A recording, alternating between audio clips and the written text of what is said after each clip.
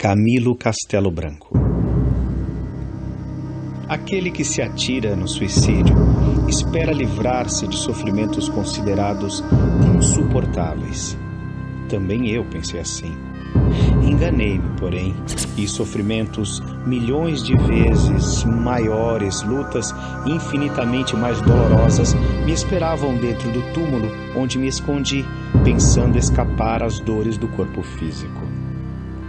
As primeiras horas depois do meu suicídio foram passadas como se estivesse dormindo. Fiquei como que desmaiado. Não ouvia, não sentia coisa alguma, a não ser a sensação da morte que acabara de buscar. Era como se aquele tiro maldito que até hoje ecoa na minha cabeça estivesse esparramando cada uma das células que compunham meu corpo. A linguagem humana ainda não inventou palavras que possam definir as impressões que sente o suicida logo depois do desastre que ele cometeu. Para entender tudo e medir com precisão a intensidade de tão dramática surpresa, só outro espírito que houvesse cometido a mesma loucura e que houvesse se queimado nas mesmas dores. Nas primeiras horas, que se fossem só elas, já seria um inferno grande demais, sente-se dolorosamente machucado, nulo, arrebentado em cada uma das moléculas. Perde-se no vácuo e, apesar disso, sente-se medo, acovarda-se, sente-se a profundidade apavorante do erro cometido, na certeza de se haver ultrapassado os limites permitidos. Pouco a pouco, fui me sentindo acordar. Sentia frio, muito frio. Tremia. Tinha a impressão de que minhas roupas eram feitas de gelo e estivessem grudadas em minha pele, e esta sensação trazia-me mal-estar geral. Faltava-me o ar, faltava-me a respiração. Sentia um mau cheiro tão grande que causava náuseas. E uma dor aguda, violenta, enlouquecedora no corpo inteiro, mais particularmente na cabeça, partindo do ouvido. Levei a mão ao ouvido direito e percebi o sangue escorrendo do buraco feito pela bala do revólver que usei para me matar. O sangue manchou-me as mãos, a roupa, o corpo. E eu nada enxergava. Convém esclarecer que o motivo que me levou ao suicídio foi a revolta por haver ficado cego. Pensei que o sofrimento da cegueira fosse grande demais, superior às minhas forças.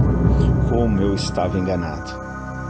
Ao acordar da morte, sentia-me ainda cego, e agora, além de cego, estava ferido.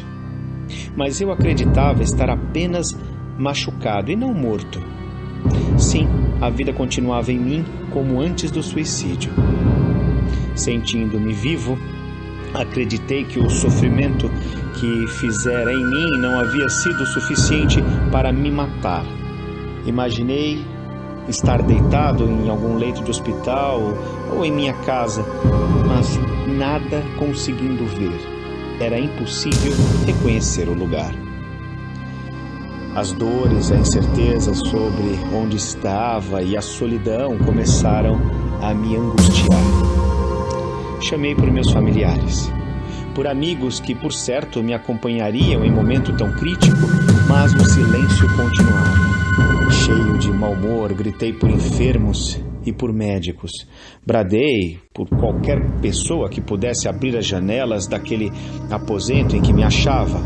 Eu precisava de ar puro, de cobertores quentes e que afastassem de mim aquele frio intenso.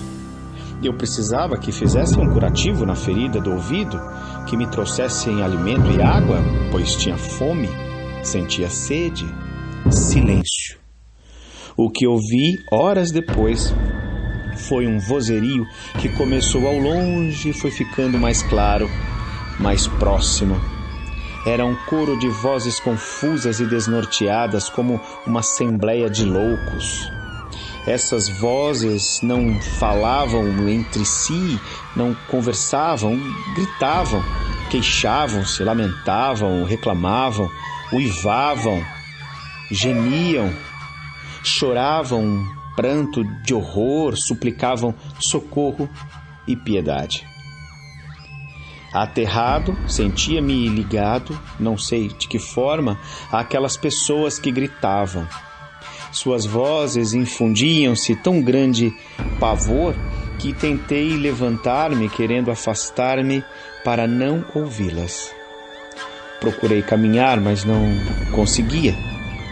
Parecia-me possuir raízes que me prendiam naquele lugar úmido e gelado. Não podia soltar-me. Aliás, mesmo que o pudesse, como sair dali, se estava a esvair-me em sangue? Como andar, se estava cego, em lugar que não sabia qual era? E como apresentar-me em público com aparência tão repugnante? Cheio de covardia, me pus a chorar, e quando chorava, aquele som de loucos parecia fazer estranho coro comigo, como se tivéssemos algo em comum. Insisti no desejo de fugir dali e, depois de grandes esforços, consegui levantar-me. O corpo estava frio, os músculos retesados, o corpo inteiro formigando.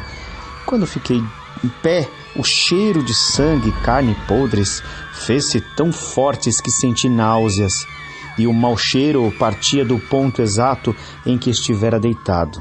Não entendia como cheirava tão mal a cama da qual me levantara.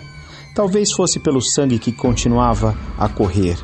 Realmente, eu me encontrava empastado pelo sangue que empapava minhas roupas. Eu estava inteiro coberto de sangue que, como lodo asqueroso, não parava de sair do ferimento que eu mesmo fizera.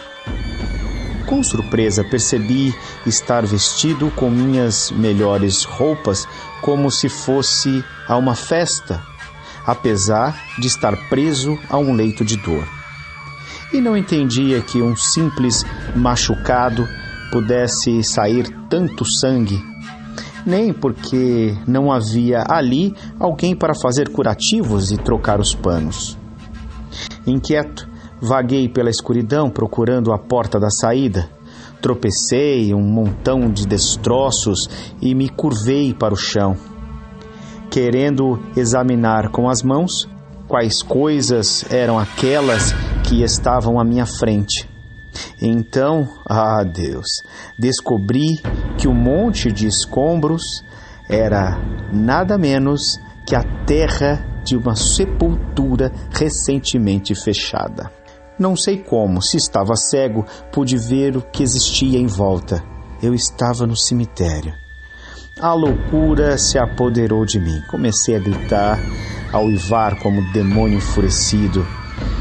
E agora era eu quem fazia coro àquelas vozes malditas que não se calavam e pareciam se aproximar mais.